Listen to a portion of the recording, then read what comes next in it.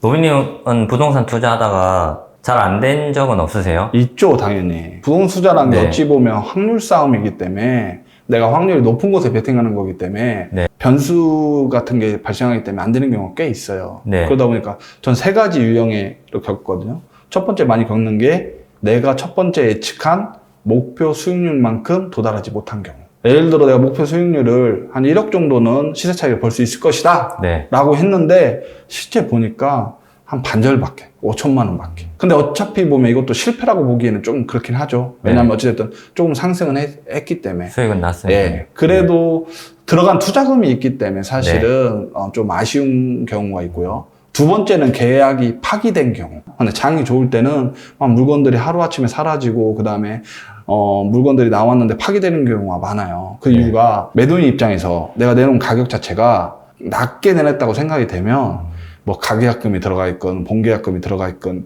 떠나서 그냥 파기시켜요. 자기가 약간 100배 이상을 하더라도 네. 내가 나중에 더 많이 받을 수 있겠다는 걸 알기 때문에.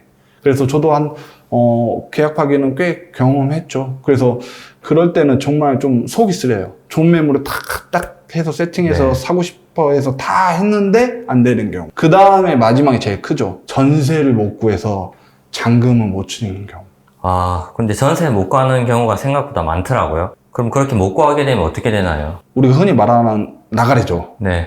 폭망이네요. 네, 완전 폭망에다가 나가리가 되는 거죠. 왜냐, 내가 가진 돈은 이거밖에 없는데, 네. 그리고 잔금 못 치게 되면 결론은 돈을 잃어버리죠. 네. 계약금은 날려야죠. 그 다음에 내가 투자로 인해 시간 하면 기회비용까지 날리는 거죠. 네. 못하게 되면 그냥 돈과 시간을 잃어버린다. 이렇게 생각하시면 되고요.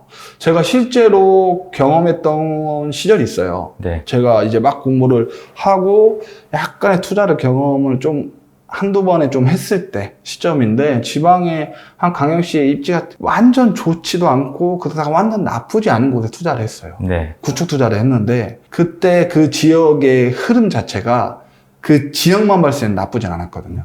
근데 그 주변에 입주 물량이 좀 많았어요. 네. 그래서 매매 가격이 좀 눌려있는 상태였어요. 그래서 저는 좀 싸다 생각하고 매수를 한 거였거든요. 저평가되어 있다. 네. 근데 매매 가격이 싼 만큼 전세 가격도 싸면서 안 나가는 거예요. 그래서 매수를 했는데 네. 우리가 기본적으로 매수를 하면 잔금 한 2개월에서 3개월 주잖아요. 네. 그때 그 조건이 2개월 정도 제가 잡는 조건이었는데 2개월 동안 열심히 바품도 팔고 그럼 우리가 하는 공인중개사분들한테 임대매를 뿌려가지고 전세를 마치려고 했는데도 네. 못 맞췄어요. 그럼 어떻게 해요? 전세 이제 잔금 일정은 다 됐고 전세는 못 맞춰지고 네. 그래서 제가 생각해놓은 방법이 연장하는 거예요. 계약 잔금 연장. 네. 일정을 뒤로 연장시키는 거예요. 네. 근데 배동님한테 물어볼게요. 예를 들어 오늘 잔금이 들어오기로 했어요. 네. 근데 네. 매수인이 돈이 없다고 네. 잔금 연장해달라고 하면 네. 어떻게 할 것 같아요? 저 안 된다 할 것 같아요. 그렇죠. 네. 당연히 그 약속한 날짜에 돈이 들어오는 게 맞잖아요. 네. 그래서 세상에는 공짜가 없는 거예요. 제가 매매 연장을 어떻게 했느냐? 그러면 제가 매매 연장하는 대신 네. 어느 정도 소정의 금액을 지불하겠다. 그 금액 얼마 지불한 줄 알아요? 얼마인데요? 1,000만 원 정도 지불했어요. 네. 왜냐하면 처음에 500만 원 네. 제시했는데 반응이 네. 없더라고요. 그래서 한 달 정도 시간이 벌었거든요. 네. 근데 그때도 열심히 임대 매물을 수요를 찾아보려고 열심히 저도 전화도 막 돌려보고 공인중개사한테 얘기도 하고 현장도 가보고 했는데도 네. 그 연장한 잔금 일정이 되는데도 못 맞췄어요. 그럼 이제 방법이 없잖아요. 네. 한 번 더 연장해야 되는데 한 번 더 연장하면 또 1,000만 원 또 줘야 돼요? 안 되는 거잖아요. 그래서 어쩔 수 없이 지금은 현재 와이프거든요. 네. 그때는 여자친구였어요. 그때는 어쩔 수 없이 그래서 여자친구 명의로 명의병유를 좀 부탁했어요. 근데 이 명의병유도 계약서를 다시 써야 하잖아요. 네. 그렇기 때문에 또 매도인에게 좀 사정을 좀 했죠. 근데 매도인이 근데 이번에는 그냥 흔쾌히 명의 변경해서 계약서를 다시 써준다고 해가지고 네. 제가 그 회사까지 갔어요. 와이프 명의로 바꾼 이유는 제가 가지고 있는 명의로는 대출이 되지 않았어요. 그런데 와이프 명의로는 잔금 대출이 됐기 때문에 네. 잔금 대출을 이용해가지고 나머지 있는 돈 좀 끌고 모아가지고 잔금 대출하고 나머지 돈을 좀 넣어가지고 주택담보대출요? 그렇죠. 아, 네. 네, 주택담보대출을. 네. 그래서 잔금 우선 쳤죠. 네. 야, 잔금 치는 3개월 동안 너무 힘든 거예요. 연장도 한 번 더 했지. 네. 그 다음에 어쨌든 대출을 이용해서 했죠. 근데 대출하면 대출 비용도 나가고요. 네. 그 다음에 이제는 임대를 놓으려고 하면 목표가 이제 임대를 빨리 나가서 이 대출을 갚아야 하잖아요. 네. 근데 대출을 갚으려 하면 그때 또 중도 상환 수수료가 없는 대출 상품이 없었어요. 별로. 그러다 보니까 어쩔 수 없이 중도 상환 수수료 있는 상품을 하다 보니까 네. 그래서 결론은 비용이 제가 처음에 예상한 비용보다 더 많이 들었거든요. 네. 그랬는데도 어찌됐든 잔금 치렀다는 것만으로도 그냥 하고 그래서 생각했죠. 야, 그러면 이거 비용을 내가 나간 만큼 나갔는데 그럼 내가 이걸 어떻게 해야겠냐 생각해서 제가 그 집 내부 상태가 그냥 평균 제한기였거든요. 네. 너무 안 좋다 생각해서 제가 풀수리를 했어요. 그때 돈으로 한 1,000만 원 가까이 해서 투자형보다 실거주와 투자형의 약 중간 단계 정도. 그래서 엄청 이쁘게 꾸며서 제가 결론은 수리를 풀로 하고 하니까 2달 만에 네. 딱 대출해서 잔금 치른 2달 만에 전세를 마쳤어요. 근데 처음에 전세를 예를 들어 2억 7천에 마치려고 계약했는데 전세를 네. 얼마에 마쳤냐면 2억 9천에 마쳤어요. 그래서 내가 첫 번째 집주인한테 줬던 1,000만 원을 세이브했고요. 그 다음에 그동안 시간, 그 다음에 대출로 인해 또 나갔던 비용 그런 것도 다 세이브했어요. 네. 그래서 결론적으로는 잘한 케이스이긴 하지만 그 3개월 동안 그리고 만약에 현재 와이프의 명의가 없었다면 저는 아마 그 계약금 10% 매매금 10% 날렸을 거예요.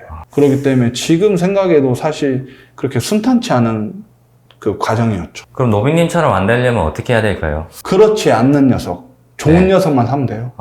사실상. 네. 근데 우리가 하다 보면 네. 배동님도 맨날 좋은 것만 살 수 없잖아요. 돈이 없으니까. 그렇죠. 네. 기본적으로 초반에는 좋은 걸 살 수가 없어요. 네. 그러다 보니까 그냥 좀 저처럼 입지가 좀 떨어져도 구축 그냥 이런 것들을 사다 보면 네. 전세를 못 맞추는 경우가 꽤 많거든요. 그랬을 때는 제가 그냥 사전에 미리 예방할 수 있는 거는 뭐 방법이 몇 가지 있는데요. 그 중에 첫 번째로 말씀드릴 수 있는 거는 우선 어찌됐든 매수하는 시점 전에 이걸 매수했을 때 내가 전세를 못 맞출 걸 예상하고 플랜 B가 무조건 있어야 돼요. 예를 들어 내가 매수하려는 명의 자체가 대출 자체가 안 되는 명이면 네. 대출되는 명의로라도 사서 나중에 안 됐을 때 잔금 대출이라도 해야겠다. 네. 이런 플랜 B가 있어야 하고 만약에 그런 것도 아니면 잔금을 치르고 전세를 빨리 마치게 되면 한 2, 3개월만 사용하면 되잖아요. 그럼 네. 지인 찬스를 해서 안 됐을 때 잔금을 치를 수 있는 그 돈이 순환될 수 있게끔 세팅을 해놓은 상태에서 매수를 해야 돼요. 많은 분들이 초기에 투자금이 없기 때문에 그 여유자금이 없기 때문에 그 금액만 딱 갖춰서 어떻게든 네. 전세를 맞춰야겠다 하지만 막상 안 맞추려면 계약금 날릴 수밖에 없는 거거든요. 그렇기 때문에 첫 번째로 제일 중요한 게 플랜 B가 반드시 있어야 한다 라고 생각이 들고요. 네. 그 다음에 두 번째는 전세를 현황을 잘 체크해야 돼요. 시중에 시장이 좋을 때는 전세 물건이 별로 없어요. 네. 근데 시장이 안 좋을 때는 전세 물량이 많거든요. 그랬을 때 전세 물량이 시장이 만약에 좋았을 때도 전세 매물이 많았다고 하면 네. 그 전세 매물 중에 내가 샀던 평형등과 같은 경쟁될 수 있는 전세 매물이 뭔가 있는지 체크를 해봐야 돼요. 네. 그걸 왜 체크했냐면 전세 물량이 많을 때 결론적으로 전세가 제일 빨리 나가는 게 가격이 저렴한 게 빨리 나가거든요. 네. 그 이유가 무조건 가격이 저렴한 게 아니라 매물 상태 대비 가격이 저렴한 게 나가게 돼요. 그러니까 그 많은 전세 매물들 중에서 내 전세 매물이 1등이 돼야 한다는 얘기예요. 그러면 가격이 저렴하거나 네. 아니면 내부 상태가 좋아서 가격을 높게 하더라도 내가 1순위가 되게끔 만드는 게 필요해요.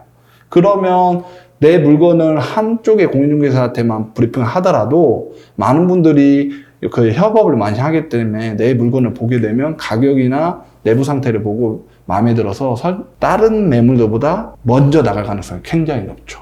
그렇기 때문에 전세 현황을 체크하는 게 두 번째로 같고요. 그 다음에 임대를 내놓을 때 조건을 약간은 공인중개사분한테 단독으로 내가 좀 1개월 동안 주겠다, 임대를 내놓겠다. 근데 그때 전세가 못 맞춰지면 그때는 좀 뿌리겠다. 네. 이렇게 하면 본인이 어찌됐든 수수료를 좀 혼자 하기 위해서 어찌됐든 열심히 좀 하거든요. 네.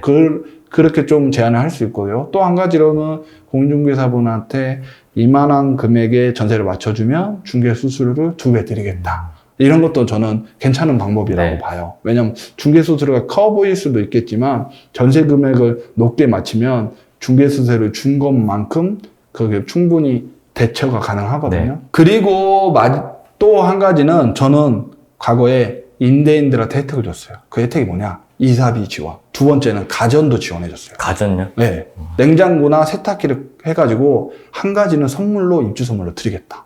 앞전까지 세팅을 했는데도 못 맞히는 경우는 이렇게 7,800이라도 지불하더라도 빨리 맞추는 게 저는 네. 필요하다고 필요하거든요. 그래서 이렇게 한 4가지 방법으로 하면 웬만하면 그 어려운 환경 속에서도 좀 맞힐 수는 있어요.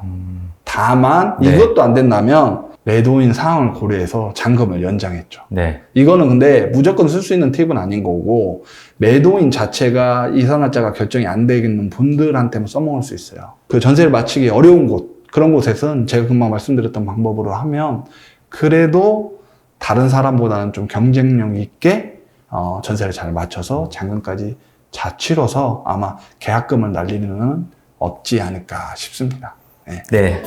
루미 오늘 이렇게 주의할 점이랑 팁 알려주셔서 감사합니다. 그래요. 다음에 또 봐요.